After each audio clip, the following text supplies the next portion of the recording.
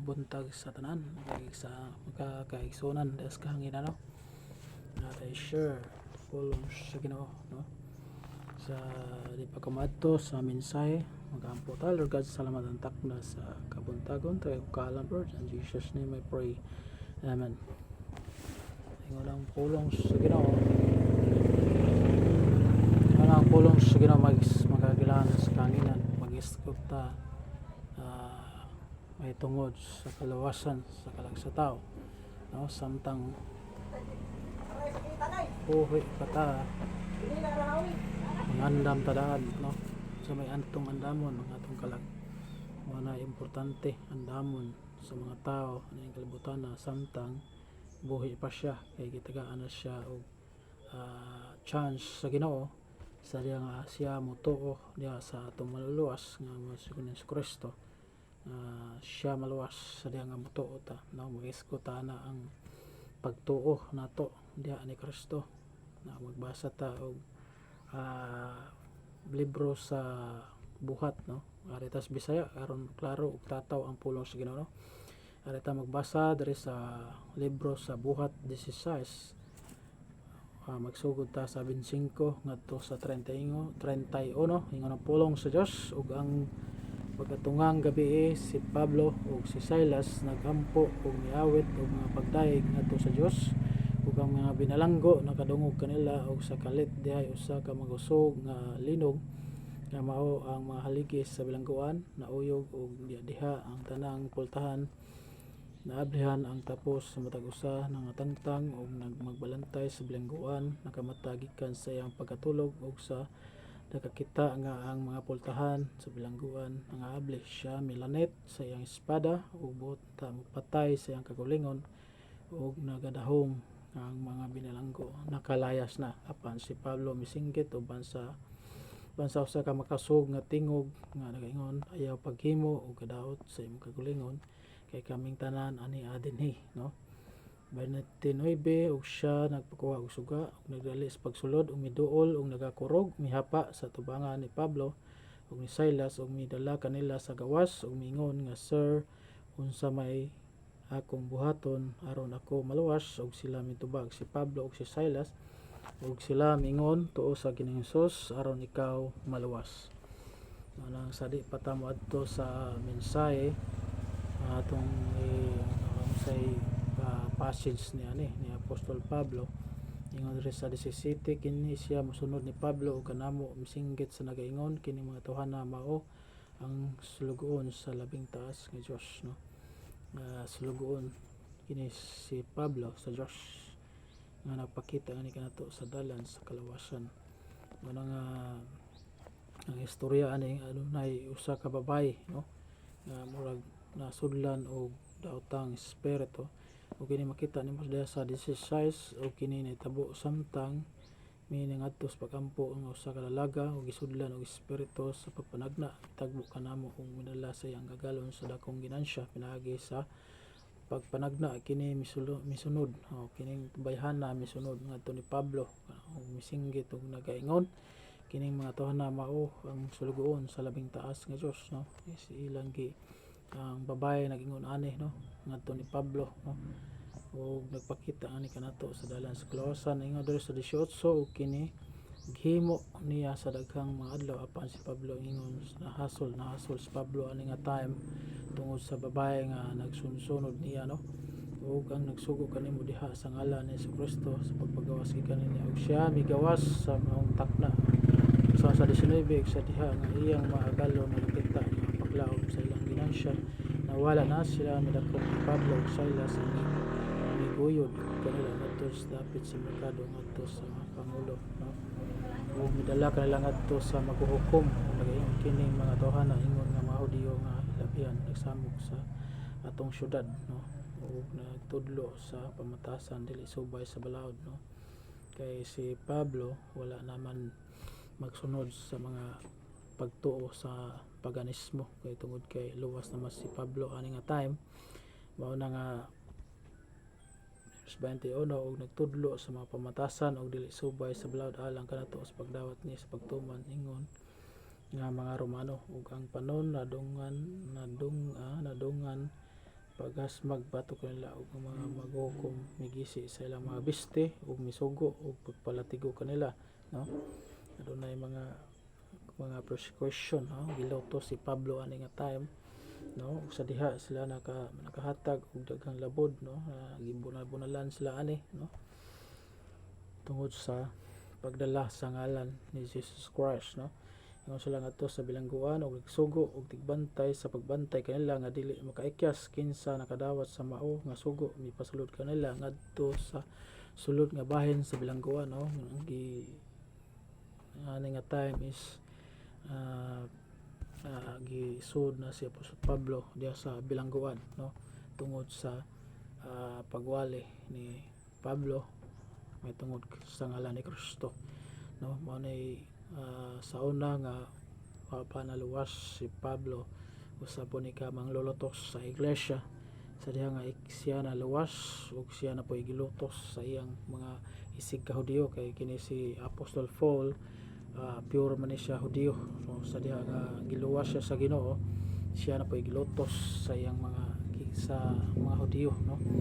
O mga nakita nimo diha nga si Apostol Pablo ug si Silas nag-awit na unang butang na makita nimo diha is nagampo siya ngadto sa Dios ug nagdaig sa mga alawiton ngadto sa Dios ug bisan pa man sa kalisod may struggle pagsulay ming abot na Apostol Pablo wala gyapon siya, no? Makalimot sa pagampo o pagdaig ngadto sa Dios kay tungod kay determinado si Apostol Pablo, committed siya ngadto sa Dios. Ug ingon 26 ug kalit hay usa ka makusog nga linog adunay linog ani nga time ug makita nimo diha nga ang magbalantay nakamata, no? Ug makita nimo diha nga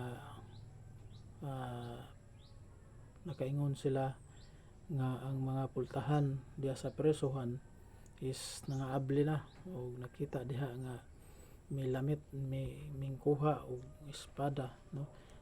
Adunay tao nga mobuot mopatay siyang kagalingon kay tungod kay akala niya nga wala na, nakalayas na, nakagawas na mga preso.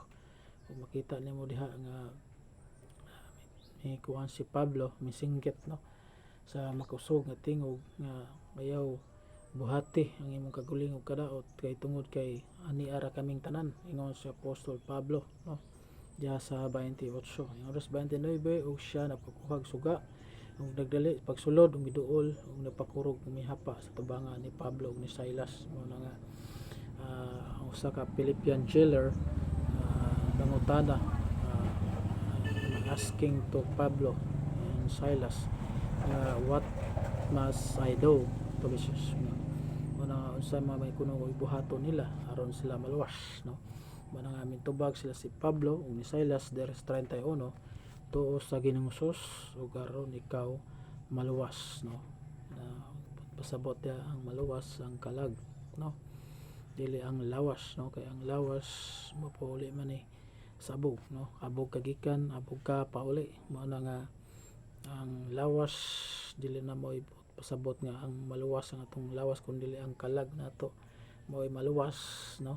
Sa diha nga motuo ta ni Kristo ug sigurado ta moadtog langit tungod sa atong kinasing-kasing pagtuo diha ni Kristo. Kay wala magingon ang Bible nga motuo ka o mobuhat, motuo ka og buhat o baptismo, wala magingon ang Bible, pero nagingon ang Bible simple ra kaayo ang gipangayo sa Dios sa ato kinabuhi nga isip nga mahimo kitang mga luwas motuo lang ta diha sa gibuhat ni Kristo. Kay nagingon ang Bible tuo sa Ginoong Hesus aron ikaw maluwas, no? Mao na nga nindot nato tagaan og pagtagad ang pulong sa Ginoo kay nagingon da sa Roma 10:9 ang pulong sa Ginoo no? Sa Roma 10:9 ang pulong sa Roma 10:9 ang pulong sa Ginoo nga kon ang imong isugid pinagi sa imong baba nga sa Ginoong Hesus magatuod sa imong kasing-kasing nga ang Dios mibanhaw kaniya gikan sa mga patay ikaw maluwas, no? wala nga maluwas dahil mong kalag makasiguro ka mo og langit samtang buhi pa ka itagaan na kag kalawasan sa Dios, no? Kay sa tanan nga motuo, no, o mosalig diha ni Kristo maluwas, no? Kaya ingon da sa Epeso nga pinaagi ra gyud sa pagtuo nga kita maluwas tungod pinaagi sa iyang balaang kasulatan. Kung unsa ang sulat sa Biblia sa iyang pulong mo na atong tumanon og dawaton og tuhuan para ikaw maluwas, no? Nga makasiguro ka sa imong pagtuo maning kinabuhi, no? Kay wala tayo mahibalo sa ugma kung mamatay na bata sunod tuig sunod buwan, no? Na kinahanglan ta sa pagpangandam ano man kay nag-ingon dia sa Amos 4:12 pangandam kamo sa pagpangatubang sa inyong Dios, no? Dili sa mga butang nilang kalibutan na imong andamon makakaon ka sa usa ka adlaw sa tulo ka kananan, pero ang importante dating andamon makagalaan sa kanginan ang atong kalag, no? Asa paingon, no? Kung human sa imong kamatayon ang pangutana dia asa paingon ang imong kalag. Una nga moadto kag langit kung sa diha nga imong gidawat si Kristo pinaagi sa pagtuo sulod sa imong kasing-kasing nga siya nabanhaw gikan sa mga patay, no? Nan maluwas ikaw, no? Naingon da sa Epeso ka ang pamaagi sa kaluwasan maigsoon da kagilaan da sa kahanginan na pinaagi ra gyud sa pagtuo kay ingon da ang pulong sa Ginoo kay tungod sa grasya kamo nang aluwas pinaagi sa pagtuo o kini o kana dili sa inyong kagulingong kahimuan kini hatag sa Dios kini gasa sa Dios. Kay ang kaluwasan gasa man na usa ka gift usa ka regalo mao na nga kung birthday sa imong igsoon taga nato illustration gamay as there are simple illustration, no? Kung birthday ba sa imong igsoon manghod baron sa manghod ba nimo nga tagaan palitan nimo regalo siyempre dili na gyud to niya baryan kung dili dawaton lang to kay regalo man.